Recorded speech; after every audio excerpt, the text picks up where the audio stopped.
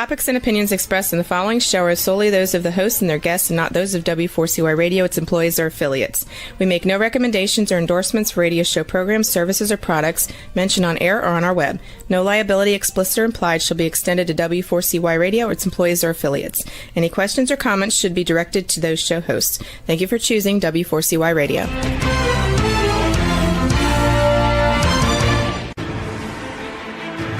What's working on purpose anyway? Each week, we ponder the answer to this question. People ache for meaning and purpose at work, to contribute their talents passionately and know their lives really matter. They crave being part of an organization that inspires them and helps them grow into realizing their highest potential. Business can be such a force for good in the world, elevating humanity. In our program, we provide guidance and inspiration to help usher in this world we all want, working on purpose. Now, here's your host, Dr. Elise Cortez.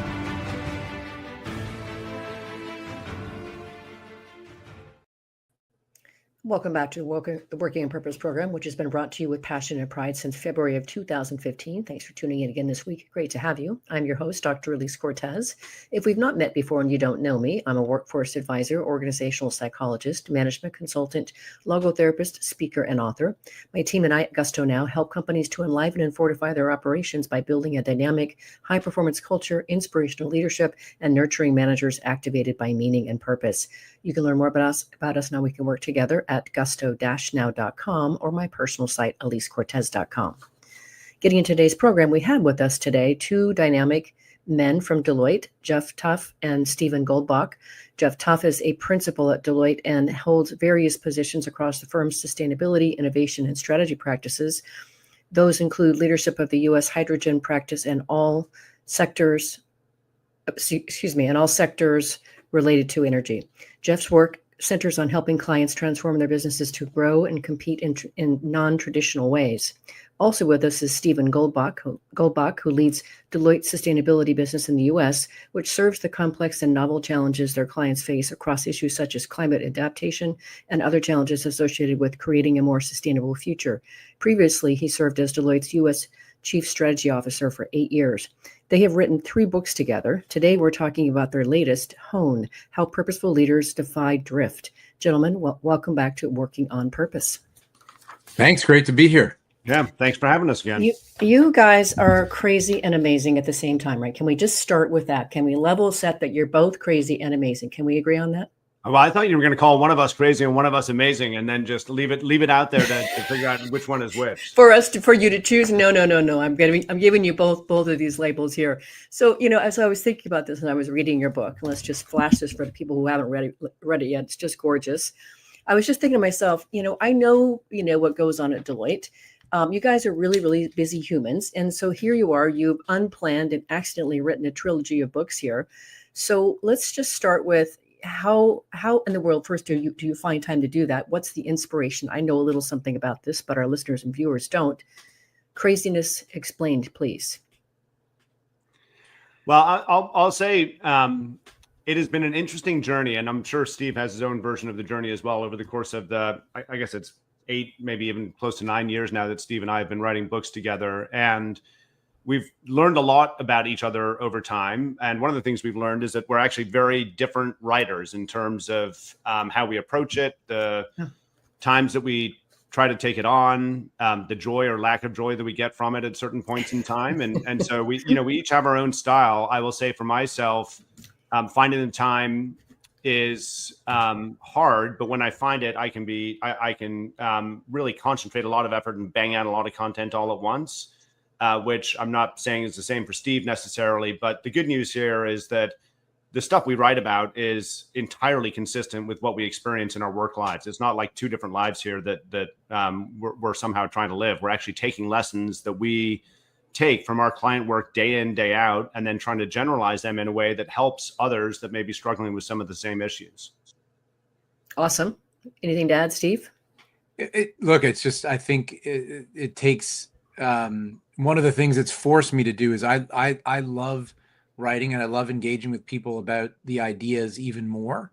That's the thing that I kind of enjoy about this process. And the writing process for me is about getting the best and most concise version of what we're seeing onto a piece of paper. And that makes our ideas crisper and easier to understand when we work with clients. So I think that that's sort of the synergistic aspect of it to our work. And so I don't find it a burden. It's one of those things where you just have to make the time to write. And I find having a good outline makes the writing process a little easier. I'm not as natural a writer as Geoff.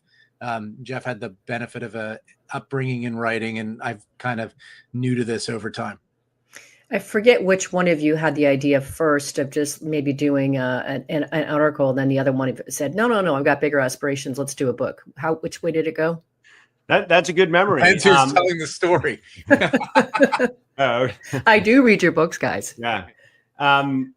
So I had been writing for some time. As Steve said, I have a history in writing. I actually, way back when I studied to be a creative writing, that was my major in college. And I had always dabbled with trying to get thoughts out down on paper in a variety of different formats, from plays to poetry to fiction to what have you. But I guess my serious business writing career really started about 15 or 20 years ago, when I started writing articles for the likes of Harvard Business Review and other magazines, which were thankfully well received and became reasonably well circulated. And Steve and I had worked together at the same firm for some time. Then we ran in the same circles, and it was after that firm actually joined up with Deloitte, and we both came to Deloitte. We were at a session together, and Steve said, "Hey, I've read some of your stuff." And actually, Steve had published some pieces as well. One, I was just telling him 2 days ago that one has stuck in my head ever since it came out, about the difference between hockey and football applied to business, which I'll leave that out to linger. And he said, "Hey, we should do some writing together at some point." And I made what I thought was a very gracious offer to come and be a guest blogger on the blog that I was writing for HuffPost at the time. And Steve had bigger aspirations than that, didn't you, Steve? But my aspirations was not a book. So the aspiration was we could write something together in HBR or something like that. And then it was Geoff that said, well, actually, this book publisher, Wiley, has been chasing us for a follow-up to the 10 Types of Innovation. And that was the origin story for Detonate. And then it just flourished from there. Well, let's talk about that briefly. So since you have now written the Accidental trilogy, you say unplanned, but I like the idea of calling it accidental. Let's just, if we can, sketch the ideas from each. You have Detonate first, and then Provoke, which we talked about in the last conversation we had together, and now, of course, Hone. Give us a little understanding of how maybe the ideas stitch together for those three. Maybe I'll give us a head start, and Geoff can add. So I think Detonate, if we're giving the users sort of the behind the scenes story, Detonate was, we had an observation or several observations about the world, that there was just a bunch of things that businesses did in the name of best practices that, when you take a jaundiced eye, a skeptic's eye to them, made no sense. And we needed to change those supposed best practices. And then Provoke is really about how you shape the future to your advantage early by identifying trends that are a matter of when they'll come to fruition rather than a matter of if. We tend to wait as managers far too long. And then Hone is really about how do you, on a more ongoing basis, manage the system to your advantage. If I'm going back and saying, like, what's the common thread and how would I explain it today, not necessarily like when we say unplanned or accidental, I think that's because we didn't set out with this. I think part of this is a recognition that you don't usually know the future. You've got to manage companies more from a perspective of first principles, i.e. satisfying customer needs, changing human behavior is the most basic subatomic particle in business, really constantly looking to the future for what's coming next, and then trying to shape your surroundings toward that. But then being vigilant is really where we get to in Hone. Being vigilant about not just believing that you're good once you said it. You have to be carefully managing your environment, because it's constantly changing, whether it's competition or technology, and that's where we get to with home. But I'm sure Geoff would add to that, as I see him chomping at the bit to come in. No, I didn't know it was that obvious after 8 years together, Steve. But I think that's a good summary. We could obviously go a lot deeper on each book, but I will say that we have taken a page from our own quote unquote teachings or writings over time. And one of the themes that we come back to time and again in all three books is, and this is an overstatement for effect, but things are always better if you pay really keen attention to the markets you serve and the quote unquote customers or users you serve. And I will say that we've found after each book that we did leave our readers wanting a little bit more, not necessarily of our writing, but of the kind of what comes next. So Detonate was about blowing up the playbooks. And after you've blown up the playbooks, and, we did suggest at that point some principles of how managers can work effectively or lead effectively in an age of uncertainty, but it wasn't really okay, so what's next? So Provoke then was the logical follow-up to that after you've blown up the playbooks to say, how do you actually create the future in which you have advantage when you actually need to start rebuilding things? And Hone again was the logical follow-up to Provoke, because we create the future, but then how do you manage differently than you have in the past once you start to approach that future? And so even though it has been accidental, I am proud at how all three of the books hold together, and at this point actually do feel somewhat complete. Mm-hmm. Delightful. Now, speaking of delightful, I really love it, since I do read a book every single week for this podcast, cover to cover, and I take the notes and everything else. That's my research. I get delighted when authors do something a little bit different and compelling. And so in your case, of course, you have helped us learn from 4 distinct artisans in your book about this idea of honing. And I think it's just delightful. So will you introduce us briefly to your 4 artisans that give us inspiration and direction in the book? Yeah, why don't we do it in rough order of their appearance in the book, Steve? So why don't you lead us off with Flannery? Yeah, I'll take Flannery, you take Anna, I'll take Sam, you take Our Lady Peace. So this is a good example, Elise, of where, we have to come up with creative ways to tell stories. Mm-hmm. We're in a business where we're not able to divulge any of the work we do with clients. And so part of it is we look for stories that would share the same benefit, that are, wonderful to share with the world. And Flannery's story has been sort of, we made it the centerpiece of chapter 1, because it was a conversation with her that led us to the title of Hone. And it basically is, she's a wonderful chef. She works in people's homes. She doesn't have a restaurant. And she comes over and she'll do special gigs and parties and things like that. And we had the benefit of knowing her for the last 15 years. And I noticed that she's just always, I thought she was sharpening her knives before every gig. And I said, like, Flannery, why do you do that every time? And she's like, I'm not sharpening them, Steve. She's got this crazy, way to talk. She's like, I'm not sharpening them. I'm honing them. There's a big difference. Honing doesn't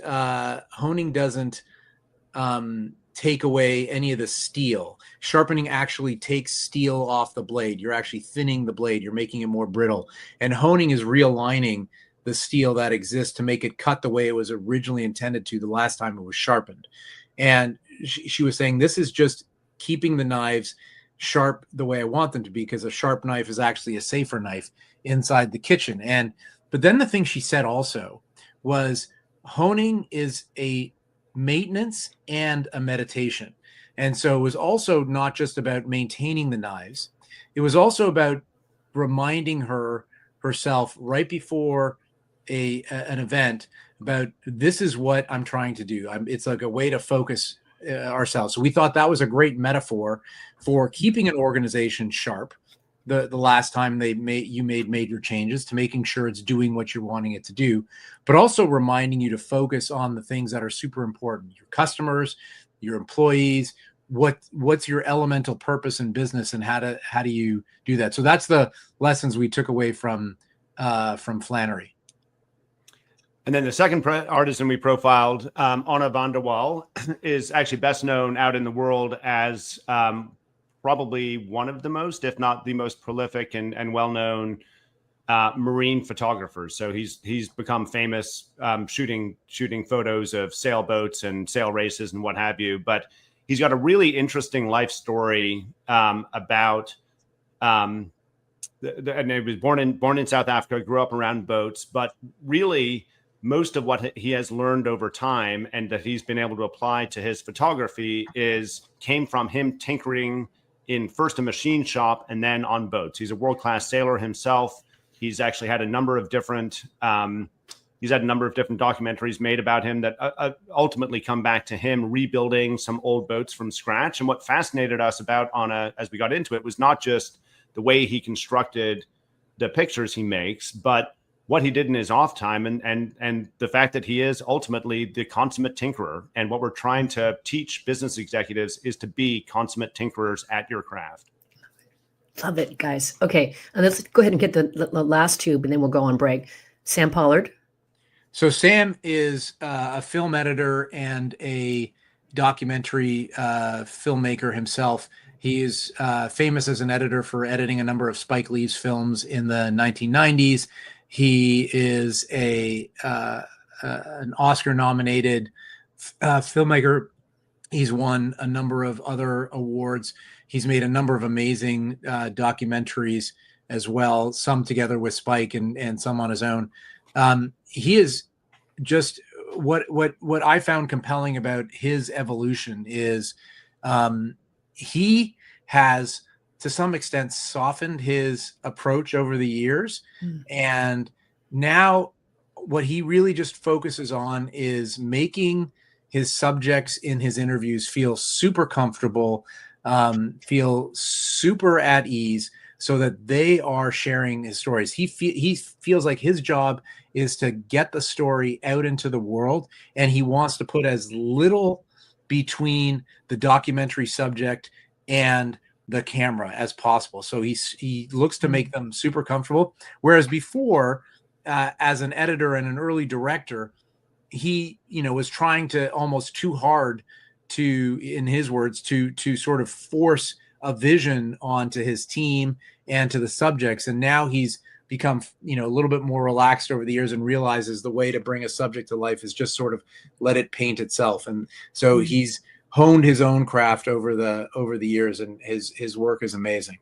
And then the fourth artisans, anyone that knows me would not be surprised that I somehow figured out a way to get a rock band in the book. But Our Lady Peace is a very well-known Canadian rock band. We are both Canadian gentlemen of a certain age who grew up listening to Canadian indie rock, indie rock from everywhere, but Canadian indie rock in particular. Our Lady Peace was always one of the standout acts at that time. And we had the great benefit of speaking with two of the members of Our Lady Peace, two of the original members, Rain Maida, who is the lead singer, and Duncan Coots, who has been a longtime bass player. And there was a fascinating metaphor for business all through Our Lady Peace's story. They've been around for over 30 years at this point. They think of Rain and Duncan think of themselves as the CEO and COO respectively of the band. Rain has got a very successful side gig as a tech entrepreneur, and he's brought a lot of what he's learned about business over time into the music business and the way that they've grown the band. But actually, it's been just all the disruptions to the music industry over time and the way that they as individuals and the band itself have had to shift and hone themselves to stay relevant over that course of that 30 years that we found to be a great way to learn some lessons from what would otherwise be a pretty strange couple of folks to profile in a business book. Well, again, really appreciate that. It made for a very interesting read, and I get delighted whenever we can take ideas and lessons from one very different area into another. So love it, guys. Let's grab our first break. I'm your host, Dr. Elise Cortez. We're on air with Geoff Tuff and Stephen Goldbach of Deloitte, who each have long-spanning careers as principals in sustainability, innovation, and strategy. We've been talking a bit about there are 3 books in total, how they weave together, the opportunity for us to learn from some of these artisans about how to hone. After the break, we're going to talk about our over-reliant focus on transformation in the world of business. We'll be right back.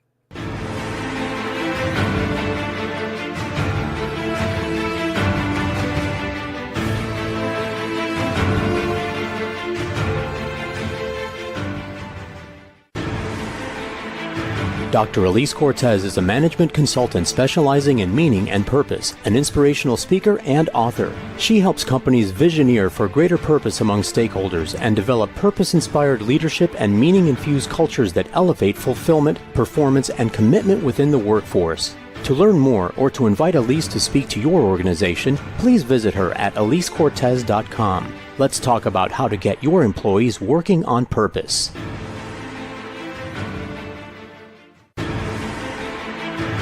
This is Working on Purpose with Dr. Elise Cortez. To reach our program today or to open a conversation with Elise, send an email to Elise, A-L-I-S-E, at elisecortez.com. Now, back to Working on Purpose.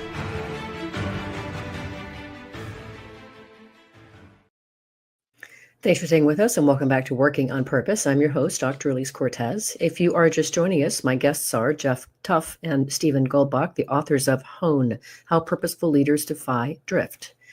So one of the many delightful things that I get out of your books, all of your books actually, but this one in particular, was this notion of we have this tendency to over-rely on transformation in business. And I think if anybody's listening to this, they might find that a little bit surprising. I know I did. Now, I know for what you guys do on a day-to-day basis, it's not surprising, but lead us in, help us understand, why do we over-rely on transformation? So, Steve, I think you got to go first. I'm loving the way that you've further crafted your metaphor around working out. So why don't you set up the whole notion of transformation using that? Elise, have you ever made a New Year's resolution to work out more frequently? Yes, I have. Okay. So, I mean, that means you're a human being, because I figure that almost every human being has done that at least once in their lives.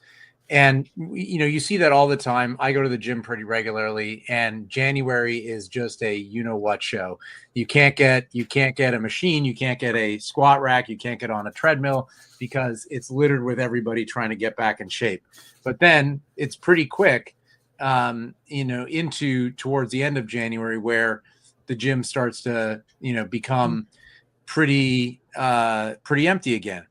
And I think that transformation is basically the same. It's really hard to change a lot of behaviors at once. You can't go from being, sedentary to all of a sudden training like an Olympic athlete overnight. But that's sort of what transformation asks of organizations. And that's just really hard. And because it's really hard, it fails frequently, it's expensive.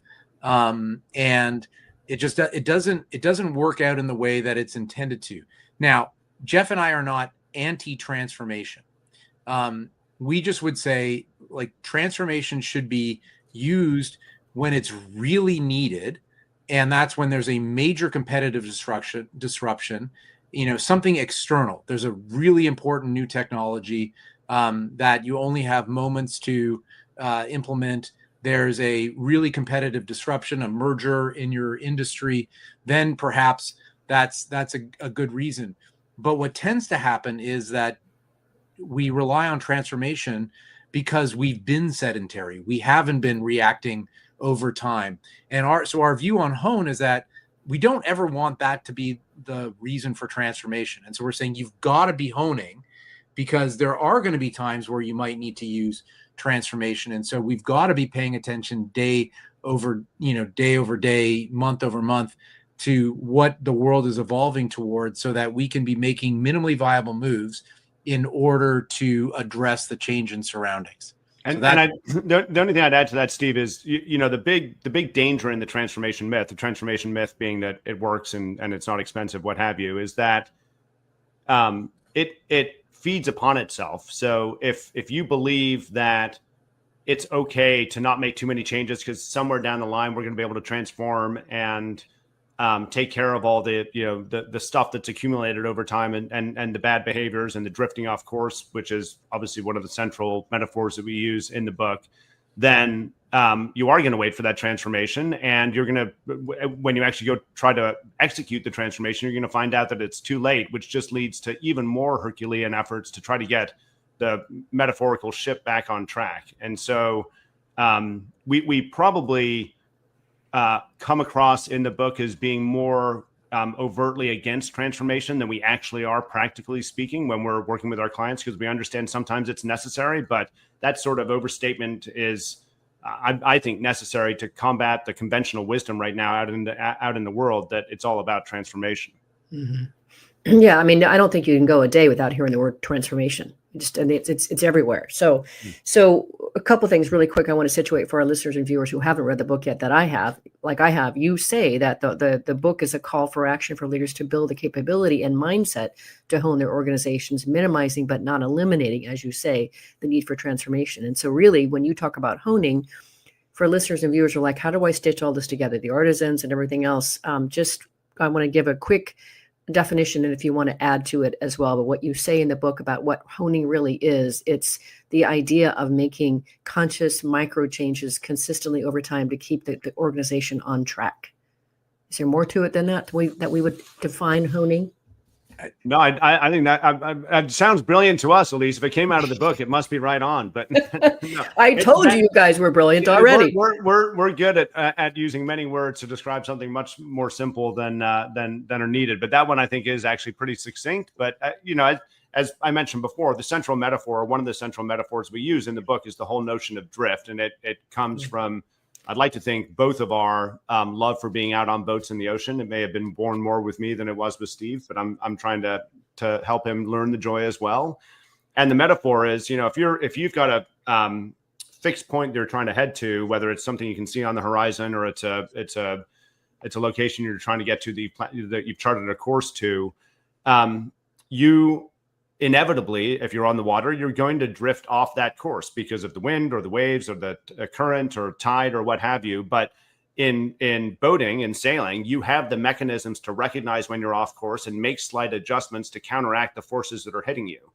And so most of the time you are able to stay on course. In business, that's not the case. There are things coming at you every single day. You have to respond to a competitive threat. You have to do something about a new regulation. You need to take advantage of some sort of technology. And there is no fixed point on the horizon that you're heading towards. And so you can be dealing with all these day-to-day pressures and not actually realize that you've drifted off what your path towards what Steve and I call your elemental purpose, what you're trying to achieve. And so what those micro adjustments do that you talked about before is not only help you stay on track, but they force you to always be looking for the ways in which you might have drifted if you know that that's your central job, to make those micro adjustments. Mm-hmm. So important. So since drift is part of your subtitle, I wanted to make sure that you hit that. So thank you. Now, another thing that I applaud about your book and really also align with is you have a strong focus on the idea of systems. And that's how I was educated, was in the world of thinking about things in systems. And then specifically, you talk about management systems in the book, but you also situate that the CEO needs to be the chief system designer. Can you say a bit more about that? Well, why don't I start with what is a management system? Okay. And then because I don't think that's an obvious. It's not a word that has a shared definition. And then Geoff can talk about why the CEO needs to play the role of chief system designer. So a management system is the collection of formal and informal processes, decision rights, infrastructure in an organization that motivates human behavior. So think about things like formal performance evaluation, or formal organization design, or budgets, or those are examples of formal elements that motivate how people behave. So for example, you've got a performance evaluation, a set of key performance indicators. Those are the things that your organization is telling you, this is what success looks like. But there's also informal management systems, and informal management systems are things like the questions that a key leader asks in meetings. Oftentimes that leads to a response. There's a famous story about J. Edgar Hoover, who got a memo and then wrote in the margins of the memo, "Watch the borders." And his underlings took that to mean we should be deploying, troops to the borders to check the borders. And really what he meant was like your margins in the memo are too large. And so people, the little questions that people ask are management systems in and by themselves, or just what people perceive gets people promoted. So those are management systems, and collectively they shape and motivate all the behavior that takes place in an organization. Now, if you want to be honing, those are your tools for how to, change ever so slightly what your people are doing so that your organization can do slightly different things over time. But those are the tools that you use. It's not inspirational posters on a wall talking about culture. It's actual changing what people succeed. And the reason we say, and I'll set Geoff up here, the CEO needs to do it is because they're the only one that can see the whole system. But Geoff, why don't you expand on that? Well, yeah, and I feel like it may be helpful to just anchor this in one of the core beliefs, and Steve and I have about strategy. One of the core methodologies that actually seems to pop up in all of our books, something called the strategy choice cascade. This is actually something that was developed by Roger Martin and a number of our colleagues at Monitor Group a number of years ago. It was popularized in Roger's book with A.G. Lafley called Playing to Win. And I won't take you into all the detail of it, but it stipulates that, amongst other things, good strategy doesn't happen unless you've made choices. And there are 5 broad clusters of choices that are all interlinked that make up a sound strategy. You need to make choices around your goals and aspirations, around where you're going to play in the market, around how you're going to win in those markets via your business models, around the capabilities you need to run those business models, and then the management systems you need to have in place to support those capabilities. And there's all sorts of, as I said before, interrelationship and laddering up and laddering down and what have you. And one of the observations that actually led to Hone, and I will say this is an obsession of Steve's, and he would call the management systems cluster of those choices to be the pinky toe of the choice cascade. It's the thing that is always assumed to actually not matter that much, but that actually provides balance to the entire system. And so our observation is that most senior executives, most CEOs conceive of their job as being in those first few buckets. It's their job to lay out the goals and aspirations. It's their job to set out the bold vision around where to play and how to win. And then it's everyone else's job to execute. But the challenge to that is, if you believe, like we do, that management systems ultimately are the things that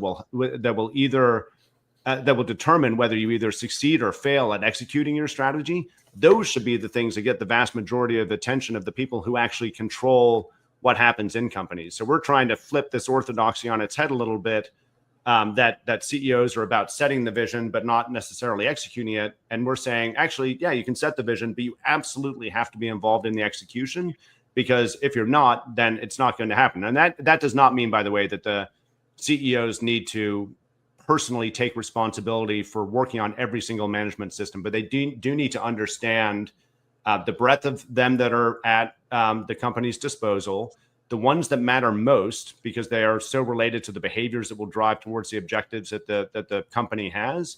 And then they need to be able to empower those that control those management systems to work on them relentlessly to execute in the way that they need to achieve the strategy. And that's as I said, it sounds like, yeah, that sounds pretty logical, but it's not the way that many companies run. It's not the way that many senior executives think.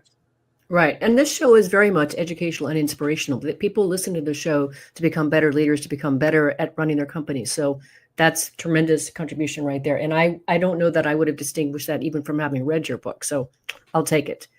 Let's grab our last break. I'm your host, Dr. Elise Cortez. We've been on air with Geoff Tuff and Stephen Goldbach from Deloitte, who each have long-spanning careers as principals in sustainability, innovation, and strategy. We've been talking a bit about the importance of not hyper-focusing on transformation, but the opportunity for honing. After the break, we're going to talk about overcoming the systemic imbalance in the shareholder focus to start. We'll be right back.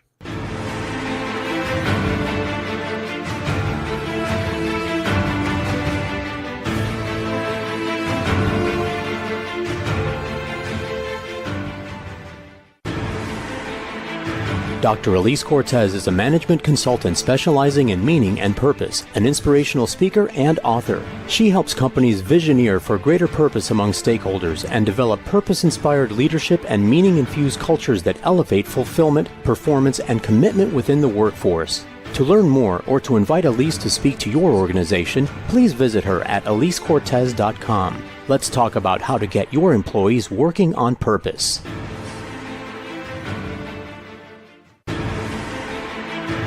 This is Working on Purpose with Dr. Elise Cortez. To reach our program today or to open a conversation with Elise, send an email to Elise, A-L-I-S-E, at elisecortez.com.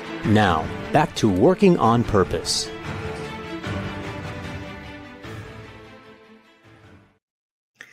Thanks for staying with us and welcome back to Working on Purpose. I'm your host, Dr. Elise Cortez. If you're just joining us, my guests are Geoff Tuff and Stephen Goldbach, the authors of Hone, How Purposeful Leaders Defy Drift. So as somebody who has spent a good portion of time as a conscious capitalist and certainly studying stakeholder capitalism or other things like that, I understand the need not to focus on just solely the shareholders in terms of an organizational operation. But when you add in the element with what the two of you about just really thinking about that, when you do that, that creates a systemic imbalance for the organization. That is very, very interesting. Can you share a bit more about that perspective? Well, I'd love to take this one and see if Geoff wants to add. So I think part of it is, let's recognize where most shareholder value comes from in a commercial for-profit organization. So most of the value comes from being around a long time. The so-called terminal value of a free cash flow valuation, right? It comes from that assumption that the company is going to be generating profits for a long time. If you do any kind of a valuation exercise at the end of a 5 or 7 year or 10-year forecast, you make this assumption that we're going to freeze the business in laminate for at that moment, and then we apply a multiple to that. That's a really important assumption. And it's and when you think about it, the only way that companies can survive forever is by also being relevant to other stakeholders. You won't have an organization that is relevant if you're not serving customers well, if you're not taking care of them, if you're cutting costs out of your product that could be better put in to continue to create customer loyalty. You will not be able to serve your customers well if you don't attract great employees. You will not be able to serve your customers well if you're not investing in technology, if you're not engaging with your local communities and being relevant. That is just what is good for broader stakeholders, usually makes a company more resilient and leads to more shareholder value over the long run. Usually the notion of being shareholder focused tends to come with things where we're maximizing profit in the short run, which usually comes with trading off long-term competitive position. It's not always the case, but it is the case that you can maximize shareholder value by simply making sure that you're a durable entity over time. Yeah, and I think, again, we try to be somewhat consistent through our books, and this principle in some way ties back to some of what we talked about in Provoked, that the only way to manage in a world in which uncertainty is increasing, and we both fundamentally believe it is, whether that's due to technological reasons or other reasons, is by widening the aperture in terms of what you pay attention to. And by definition, if you only pay attention to a subset of your stakeholders, i.e. your shareholders, when you're trying to think about how to drive performance, then you are by definition narrowing the aperture. But there's nothing in what we're suggesting that in keeping consideration of all stakeholders in the decisions you make day in, day out, there's nothing in that is fundamentally value destroying or intended to be value destroying. In fact, we believe that in the face of all this uncertainty, taking the long view, taking the wide aperture is going to lead to both long-term value, but more short-term value as well, especially as cycles accelerate. Mm-hmm. Beautifully said. Thank you. One of the other things that I found delightful about your book that I did not know at all was the history of how the Big Four came to be. I didn't know that. I have so many friends and people connected to the Big Four, but I didn't realize how they were born. Can you share that history? Well, Steve, you should do this one. You're more of a history. You're more of a history buff on this than I am. Yeah. Well, the Big Four generally have been the product of lots of mergers and acquisitions over the years. Deloitte was born nearly 180 years ago, just there was a challenge in the railroad industry, and William Walsh Deloitte was our founder. And then, I think you might be referring to the idea that many of our businesses have been local accounting firms that have been built up over the years. Elise, is that what you're yes? Where I was riveting on, it was just the notion of after the Sarbanes-Oxley Act of 2002, when you had to separate your accounting audits from your consulting. Well, that actually, so the Big Four had existed before then, and they were the Big Eight, the Big Seven in different ways.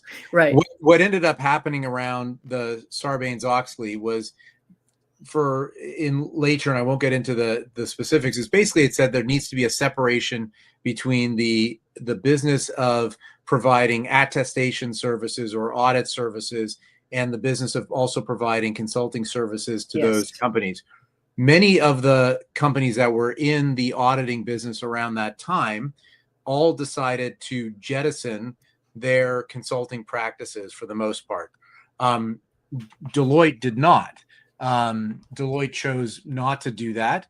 And instead, we followed the regulation and we said there are certain things that we can't do for our audit clients, and we will serve them as our audit clients. And then there are other clients that we will serve in a consulting capacity.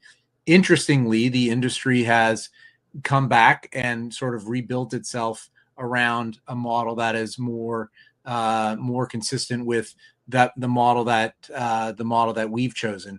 And the thing that we feel like it's advantaged us over the years is that we are able to, having a broad breadth of services, bring lots of different capabilities to a set of clients that have complex and novel needs.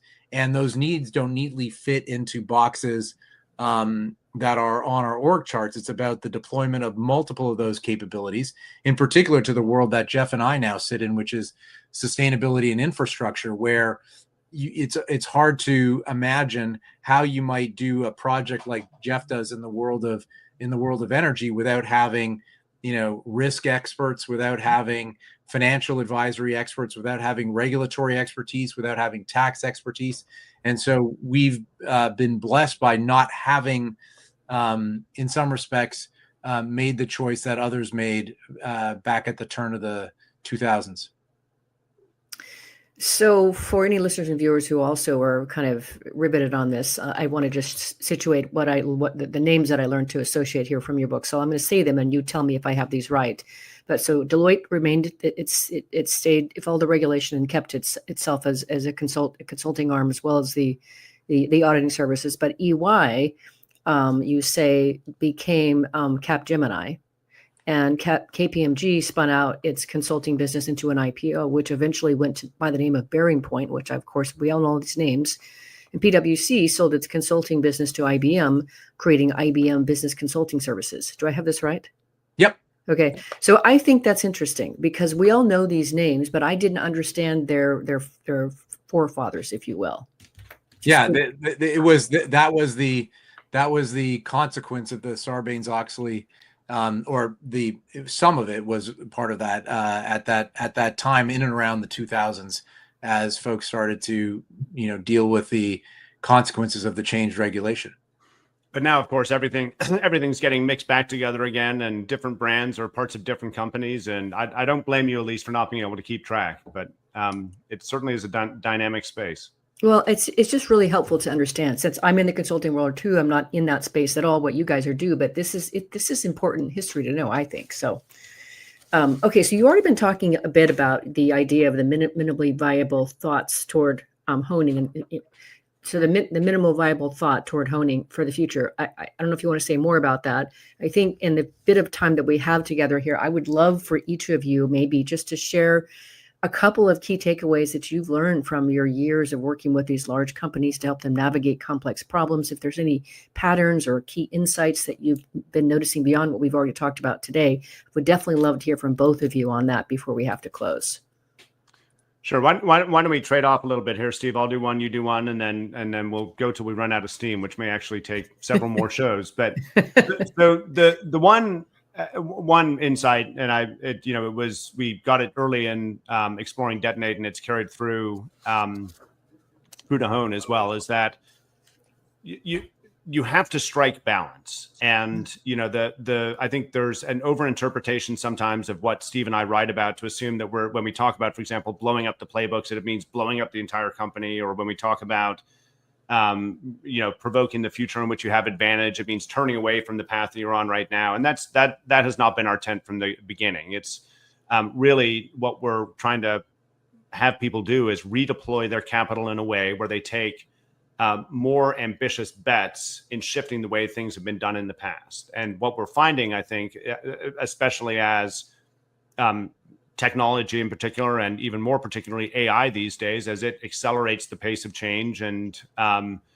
creates a ever more uncertain world. Again, another theme I'd come back to is that the shift in the balance is changing, and we're finding that. And actually, one of the things we often say when we talk about the books is that, it used to be, even at the beginning of writing Detonate, it used to be that the status quo felt quite safe and change felt quite risky. And now actually we're finding that in many circumstances it's flipped, where the safe thing to do is actually go try to change something, and the risky thing is to remain with the status quo. But it always is a matter of balance, and whether you get that balance right will depend a lot on the nature of the space in which you play, what you're trying to achieve, et cetera. But that is definitely one key theme that I've taken away, and I hope our readers have taken away as well. Awesome. Yeah, and I'll build on that and share my own, and we'll probably this will probably take us to the end, I'm guessing. It's 1A and 1B. So 1A is human beings have this capacity to fundamentally believe that the future is going to be continued from the past. And in particular, an assumption that is terrible in business is that, you even see it happening now with AI. We're saying, will we get the return from our investments in AI? And it kind of fails the smell test, because if we don't invest in AI, the likelihood that your business is going to be competitive in the future is almost a probability of 0. Yeah. Right? If you choose not to invest in AI. And so when people say, I can't generate a return on AI, it's like you have to compare it to the alternative, right? And not what you've got today. That is done, right? You either have a choice now, I can invest or not invest, and the not invest path doesn't look very good. And so if you're investing to avoid a downside, that's as good of a return as investing to create an upside from today. But people have this innate capacity to just presume that we're safe in whatever we have today, which is so not the case. And that's why I think the thing that I've learned the most is the importance of always going back to first principles. And whenever you're doing something like making an incremental management decision, it's not about just extending the past. It's about what's the investment choice of, like, do I do it or do I not do it? And you have to then think about what the consequences of not doing it are. We're just not very good at that more generally than we are. Very helpful, gentlemen. Yes, you're right. We have come to the close here. However, we do enough time for each of you to say maybe 15 seconds each. What would you like to leave our listeners and viewers with around the world? Move before you think you have to, or said differently, don't overthink it. Yeah. Go check out our book, honethebook.com. We'd love to hear what you think. Catch us both on LinkedIn. The nicest thing that an author can have is engagement with their ideas. So we love to engage, and hit us up. Delightful. I'm so happy to know both of you. You're both inspiring. You both teach me a lot, and you're delightful to engage with. Thanks for coming back on Working on Purpose. Thanks for having us. It was fun. Again. Absolutely. Listeners and viewers, you're going to learn more about these guys and their books. The best way to start is to find them both on LinkedIn, and then also check out their book at honethebook.com. So HONE, thebook.com. Last week, if you missed the live show, you can always catch it via recorded podcast. See you next week for another nourishing and elevating conversation. Together, let's lean in and learn how to make workplaces that work for everyone and find ways to do business that betters the world. Let's work on purpose. We hope you've enjoyed this week's program. Be sure to tune into Working on Purpose, featuring your host, Dr. Elise Cortez, each week on W4CY. Together, we'll create a world where business operates conscientiously, leadership inspires impassioned performance, and employees are fulfilled in work that provides the meaning and purpose they crave. See you there. Let's work on purpose.